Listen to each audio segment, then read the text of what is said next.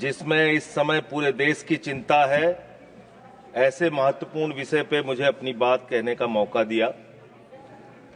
मान्यवर, वोट का अधिकार एक लंबे संघर्ष के बाद हिंदुस्तान को मिला। अंग्रेजों ने 190 साल तक हिंदुस्तान पर राज किया। उनके खिलाफ हमारे क्रांतिकारियों ने, शहीद आजम भगत सिंह ने कुर्बानी दी, शहीद सुखदेव ने कुर्बानी दी, शहीद राजगुरु ने कुर्बानी दी, शहीद राम प्रसाद बिस्मिल ने कुर्बानी दी, शहीद खुदीराम बोस ने कुर्बानी दी, शहीद अशफाक उल्लाह ने कुर्बानी दी, शहीद रोशन सिंह ने कुर्बानी दी, और राष्ट्रपिता महात्मा गांधी ने त्याग और बलिदान से इस देश को आजाद कराया। और जब हमारा मुल्क आजाद हुआ तो भारत के संविधान के रचयिता बाबा साहब डॉक्टर भीमराव अंबेडकर जी ने कहा, इस देश में वोट के मामले में सब समान होंगे। राष्ट्रपति के वोट की भी गिनती एक होगी, प्रधानमंत्री के वोट की भी गिनती एक होगी, मुख्यमंत्री के वोट की गिनती भी एक होगी, सांसद विधायक के भी वोट की गिनती एक होगी, और गांव में रहने वाले मजदूर के वोट की गिनती, दलित के वोट की गिनती, पिछड़े समाज के लोगों के वोट की गिनती, आदिवासी के वोट की गिनती एक होगी। आज एसआईआर के जरिए ये जो चर्चा पूरे देश में खौफ का माहौल बना हुआ है, क्या वास्तव में एसआईआर के जरिए आप मतदाता सूची को साफ करना चाहते हैं या वोटर को ही साफ करना चाहते हैं? आपका मकसद वोटर को साफ करने का है, आपका मकसद वोट चोरी का है, आपका मकसद मतदाताओं की सूची को सही करने का नहीं है। इसलिए यह चिंता है सबको। और दूसरी बात, क्या यह संवैधानिक अधिकार चुनाव आयोग के पास है? मान्यवर, बाबा साहब डॉक्टर भीमराव अंबेडकर जी ने जो देश का संविधान लिखा, हालांकि आपको गांधी से भी समस्या है, अंबेडकर से भी समस्या है, आपकी नेता प्रज्ञा ठाकुर तो राष्ट्रपिता महात्मा गांधी के बारे में अपशब्दों का इस्तेमाल करती हैं। आप लोगों को गांधी के आदर्शों से कोई लेना देना नहीं। विषय पे ही बोल रहा हूँ। विषय है ये, विषय पे बोल रहा हूँ। डिस्कशन, गांधी के त्याग से ही वोट का अधिकार मिला है सर। बोले सर, गांधी के त्याग से ही वोट का अधिकार मिला। अलग अलग बहस करने की आपका नहीं तो अगर गांधी का नाम ले लिया तो इसमें क्या समस्या है? आप समस्या सर, इसमें क्या समस्या है? आप विषय पर बोलिए, विषय पर बोलिए सर। बाबा साहब डॉक्टर भीमराव अंबेडकर जी ने जो संविधान लिखा, उस संविधान की धारा 327 क्या कहती है? Power of parliament to make provision with respect to elections to legislatures subject to the provisions of this constitution, parliament from time to time by law make provision with respect to all matters relating to or in connection with elections to either house of parliament or to the house of or either house of the legislature of a state, including the preparation of electoral rolls, the delimitation of constituencies and all other matters necessary of securing the due constitution of such house or houses। इसको हिंदी में भी पढ़ देगा जरूर।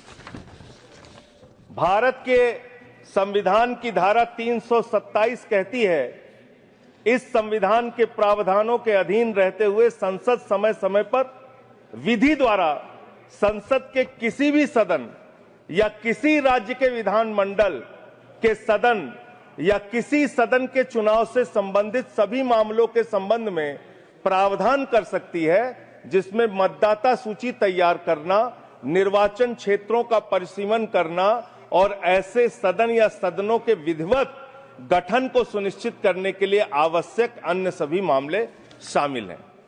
यानी कि चुनाव के मतदाता सूची बनाने से लेकर, परिसीमन करने से लेकर, चुनाव संपन्न कराने तक का जो अधिकार चुनाव आयोग को मिलता है, वो धारा 327 के तहत मिलता है, संविधान के तहत मिलता है। उसी के तहत चुनाव आयोग काम करेगा।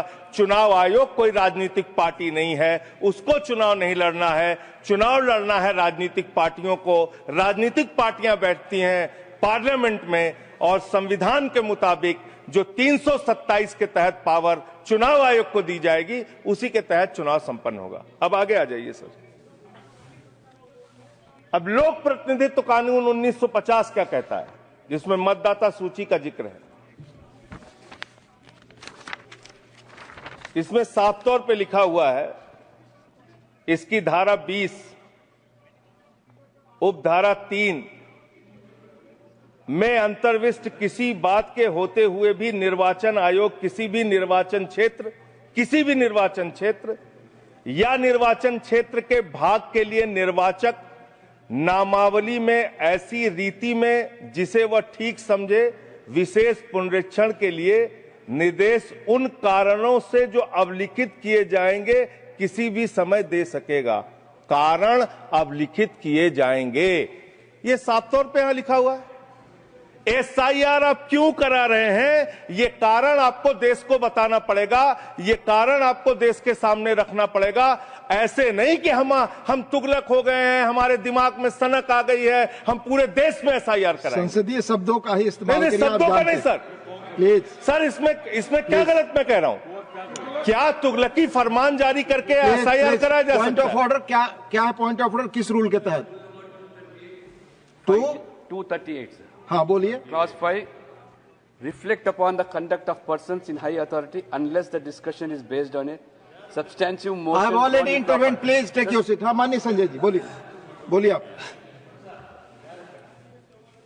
सर मैं ये कह रहा हूं कि चुनाव आयोग को चुनाव नहीं लड़ना है सर, कानून बनाना है संसद को और उन नियमों का पालन करवाना है चुनाव आयोग को। तो आपको जब ये ताकत ही नहीं है एसआईआर कराने की ताकत ही नहीं है, आप किसी विशेष परिस्थिति में कारण लिखकर तब आप किसी क्षेत्र का, मात्र किसी क्षेत्र का आप एसआईआर करा सकते हैं, पूरे देश का एसआईआर आप नहीं करा सकते। दूसरी बात सर, आते हैं बिहार के ऊपर। उससे पहले मैं थोड़ा जिक्र दिल्ली के चुनावों का कर लूं। दिल्ली के अंदर मान्यवर, मैं एक चीज आपको स्पष्ट कर दूं माननीय संजय सर, जी। हाँ मैं समय दूंगा, मेरा टाइम। माननीय चेयरमैन ने यह बहस शुरू होने के समय ही 3 चीजें बहुत स्पष्ट की थी। उसमें एक ये भी बताया था कि honourable members, I would like to remind you that matters concerning a special intensive revision of electoral laws in various states are presently sub judice and under education of the Supreme Court of India. In this context, your attention is invited to Rule 238(1) of the Rules of Procedure and Conduct of Business in the Council of States, which states that a member while speaking shall not refer to any matter of fact on which a judicial decision is pending. Already judicial decision pending. Judicial decision पे तो मैं बात ही नहीं कर रहा हूं। Anything bye you breach, sir जो प्रक्रिया संपन्न हो गई मैं उसकी और आपका इशारा कर रहा हूं सर। डिसीजन की तरफ सर चुनाव सुधार, मैं सुप्रीम कोर्ट के बारे में कोई बात ही नहीं कर रहा हूं सर। यू आर डिस्कसिंग ऐसा, मैं तो सिर्फ प्रोसेस के बारे में बात कर रहा हूं। मैंने आपको बता दिया, प्लीज आप बोले। सर देश में जो दिल्ली का जो चुनाव हुआ सर, उस दिल्ली के चुनाव में हमने बार बार शिकायत की चुनाव आयोग से। चुनाव आयोग चुनाव के दौरान दी गई शिकायतों को गंभीरता से लेने और उसका निस्तारण करने के लिए बना है। दिल्ली के अंदर जो नई दिल्ली कॉन्स्टिट्यूएंसी है, अरविंद केजरीवाल जी की कॉन्स्टिट्यूएंसी, वहां पर सर चुनाव शुरू होने से पहले ही 42,000 वोट काट दिए गए। 42,000 वोट काट दिए गए। उसका कोई कारण पता नहीं क्यों काट दिए गए, वो 42,000 वोट काट दिए गए। मान्यवर इसी विधानसभा के क्षेत्र में लोकसभा के चुनाव में जिन मंत्रियों के घर में 3 वोट था, जिन सांसदों के घर में 5 वोट था, वहां किसी के घर में 33 वोट हो गया, किसी के घर में 26 वोट हो गया, किसी के घर में 22 वोट हो गया। और इसका सारा प्रमाण मान्यवर हम लोगों ने चुनाव आयोग को लिख कर दिया। तो आप तो कहते हैं मुसलमान देश की आबादी बढ़ा रहे हैं, आप तो 6-6 महीने में 18-18 साल के बच्चे बढ़ा ले रहे हैं, 33-33 वोट बढ़ा ले रहे हैं। ये कहां से आ रहे हैं? ये कहां से आ रही है? आबादी आपकी कैसे बढ़ रही है?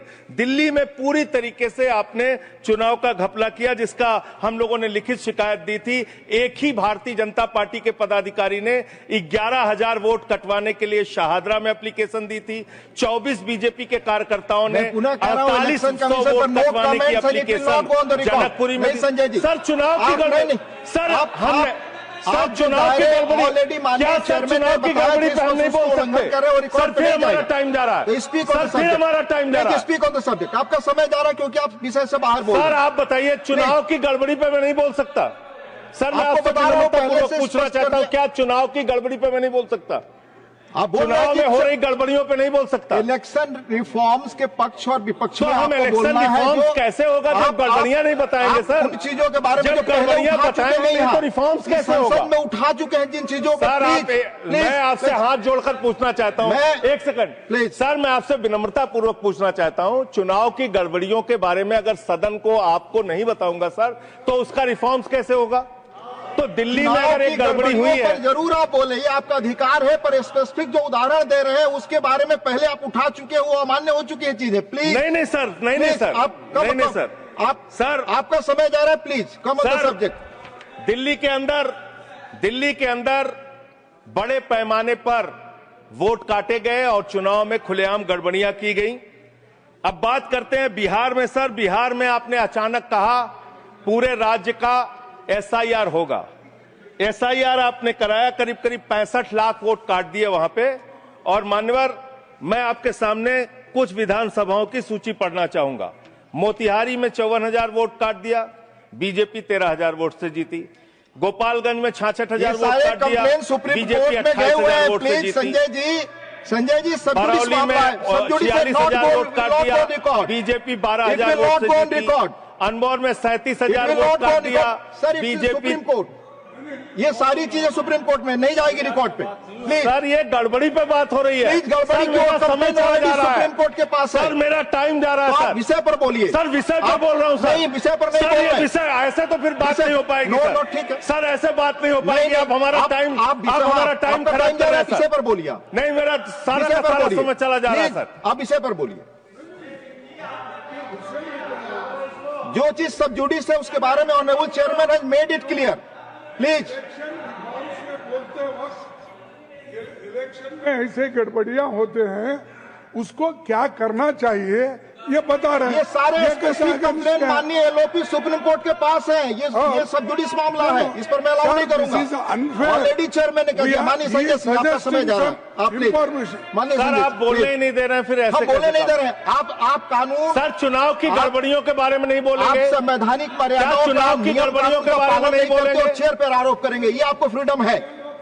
आप कुछ भी कह सकते हैं नियम कायदे के बाहर जाकर के। ठीक है सर। दूसरी बात सर, प्लीज, EVM का इस्तेमाल देश के अंदर शुरू हुआ। प्लीज। और जब EVM का इस्तेमाल शुरू हुआ अपनी जगह बैठे, तो देश में तमाम बहस शुरू हुई। और EVM के ऊपर सबसे पहला किसी ने सवाल उठाया तो उस व्यक्ति का नाम है GVL नरसिम्हा। उन्होंने बाकायदा किताब लिखी है कि लोकतंत्र के ऊपर खतरा है ये EVM। और उसके बारे में लाल कृष्ण आडवाणी जी ने उनकी किताब के प्रशंसा करते हुए और EVM पे सवाल होते हुए, अब इस पे भी समस्या है, इस पे भी। तो उस पे पूरा EVM के ऊपर सबसे पहले इन लोगों ने सवाल उठाया। EVM किन किन देशों में था और कहां कहां बैन हो गया, मैं पढ़ के बता दे रहा हूं। जिन जिन देशों में बैन हो गया, जर्मनी में, नीदरलैंड में, आयरलैंड में, UK में, फ्रांस में, पुर्तगाल में, इटली में, ऑस्ट्रेलिया में, नॉर्वे में, कनाडा में, बेल्जियम में, साउथ कोरिया में, इन तमाम देशों में EVM था। EVM बंद हो गया। लेकिन मुझे एक मन में शंका होती है जो आपके माध्यम से उधर बैठे हुए लोगों से पूछना चाहता हूं। प्रधानमंत्री जी का आप बहुत गुणगान करते हैं। आप कहते हैं प्रधानमंत्री जी बहुत लोकप्रिय हैं, प्रधानमंत्री जी की लोकप्रियता चमक रही है, वो महामानव हैं, विश्व गुरु हैं। तो ये कौन सी लोकप्रियता है प्रधानमंत्री जी की कि भाई प्रधानमंत्री जी की कौन सी लोकप्रियता है कि ईवीएम से चुनाव कराएंगे तो लोकप्रियता कायम रहेगी, बैलेट से चुनाव कराएंगे तो लोकप्रियता खत्म हो जाएगी। अरे भैया, दोनों में अगर लोकप्रियता कायम है तो बैलेट से चुनाव करा लो, उसमें भी पता चल जाएगा कितने लोकप्रिय है प्रधानमंत्री जी, कितनी लोकप्रिय है भारतीय जनता पार्टी, कितने लोकप्रिय हैं आप लोग, ये आपको पता चल जाएगा। दूसरी बात मान्यवर, दूसरी बात, आपने अभी मैंने सुना कि डिटेंशन सेंटर बनाएंगे घुसपैठियों के लिए, और यह कहा गया कि इस पूरी चुनाव की प्रक्रिया के तहत जो लोग पकड़े जाएंगे घुसपैठिए, उनको उस डिटेंशन सेंटर में रखा जाएगा। मैं आपके माध्यम से इस सरकार से पूछना चाहता हूं, 11 साल से इस देश में ट्रंप की सरकार तो है नहीं, न बराक ओबामा की सरकार है, न बाइडेन की सरकार है, यहां पर प्रधानमंत्री नरेंद्र मोदी जी हैं और गृह मंत्री अमित शाह जी हैं। आपने 11 साल में कितने घुसपैठिए हिंदुस्तान से भगाए, इसके बारे में आंकड़ा दीजिए सदन को आप जानकारी दीजिए। आप बिहार जाते हैं, वहां घुसपैठिया चिल्लाते हैं, झारखंड जाते हैं, वहां घुसपैठिया चिल्लाते हैं, दिल्ली आते हैं, वहां घुसपैठिया चिल्लाते हैं, हरियाणा जाते हैं, वहां घुसपैठिया चिल्लाते हैं, महाराष्ट्र जाते हैं, वहां घुसपैठिया चिल्लाते हैं, आसाम जाते हैं, वहां घुसपैठिया चिल्लाते हैं, घुसपैठिया पकड़ नहीं पाते।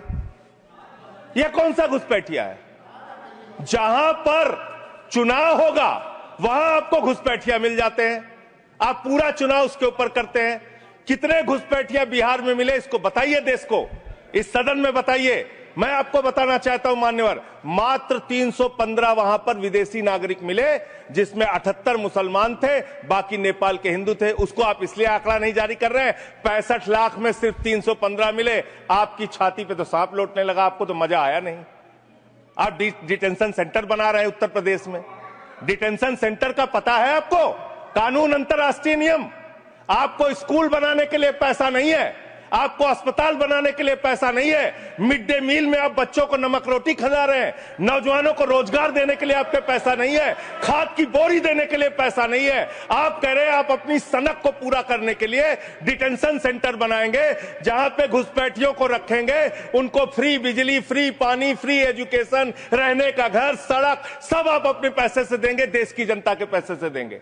इसलिए मैं आपके माध्यम से सरकार को चेतावनी देना चाहता हूं, अगर कोई बांग्लादेशी मिले, कोई पाकिस्तानी मिले, कोई अफगानिस्तानी मिले, तो उसको उसके देश वापस भेज देना। हमारे पैसे से उनको यहाँ पे डिटेंशन सेंटर और घर बना के फ्री में बिजली, फ्री में पानी, फ्री में शिक्षा, फ्री में इलाज मत करना। और ज्यादा अगर आपको चिंता हो तो अपने घर के बाहर एक घर बना लेना, वहां रख लेना, अपने घर में रख लेना। हम लोगों का पैसा मत बर्बाद करो अपनी सनक के चक्कर में, अपने सनक के चक्कर में। दूसरी बात, सनक शब्द असंसदीय शब्द ना बोले। नहीं सर, सनक सर क्या क्या बोलते हैं ये लोग, किसको किसको गाली नहीं देते हैं। संसदीय शब्द ही बोलना है, और आपको भी बोलना है सर। बांग्लादेशी घुसपैठिया की ये लोग बात कर रहे हैं। लश्कर तोयबा का आतंकवादी इनके माइनॉरिटी मोर्चा का अध्यक्ष था जम्मू कश्मीर में। लश्कर तोयबा का सब्जेक्ट पर तालिब हुसैन, सब्जेक्ट पर दैट विल गो सब्जेक्ट है, ये डिस्कशन सब्जेक्ट है सर। लश्कर तोयबा के आतंकवादियों को अपनी पार्टी में आप रखते हो, लश्कर तोयबा के आतंकवादियों को अपनी पार्टी में रखते हो, लश्कर तैयबा के आतंकवादियों को अपनी पार्टी में रखते हो, आतंकवादियों को अपनी पार्टी में रखते हो। आप यहाँ पे खाली देश का माहौल बिगाड़ना चाहते हो। मान्यवर, अभी उत्तर प्रदेश में चल रहा है SIR। उत्तर प्रदेश में अभी हमारी मीटिंग हुई वहां के मुख्य निर्वाचन अधिकारी से, वो कह रहे हैं 18% वोट काटे जाएंगे, करीब करीब 3 करोड़ वोट हमारे प्रदेश में काटे जाएंगे। और कैसे काटे जा रहे हैं? प्लीज संजय जी आप इधर बोलिए, चेयर की तरफ। संजय जी आप चाहते हैं, आप आपस में बहस कराइए सर, उनको खड़ा कीजिए, सर उनको खड़ा कीजिए, बहस कराइए। आप बोले कोई चीज जानते। हमारी मीटिंग हुई सर, हमारी पार्टी के प्रतिनिधि गए, वहां कहा गया 18% वोट काटे जाएंगे। क्या इस सदन की चिंता नहीं होनी चाहिए? उत्तर प्रदेश में आप 3 करोड़ वोट काटेंगे, 3 करोड़ वोट काटेंगे। आपने रामपुर के अंदर एक 80 साल की बूढ़ी महिला, सर मैं मिलने गया, आपको दर्द बताना चाहता हूं। 80 साल की बूढ़ी महिला, बैठ जाइए, बैठ जाइए, बैठ जाइए। आप लोग फालतू बोलते रहते हो। पर ही बोले वही रिकॉर्ड पे जाएगा। लश्कर तैयबा के आतंकवादियों को अपनी पार्टी में रखते हो तुम लोग। कमेंट नहीं कर सकते। लश्कर तैयबा के आतंकवादियों को रखते हो अपनी पार्टी में। सर रामपुर में एक बूढ़ी महिला 80 साल की, उसका नाम है नूर जहां।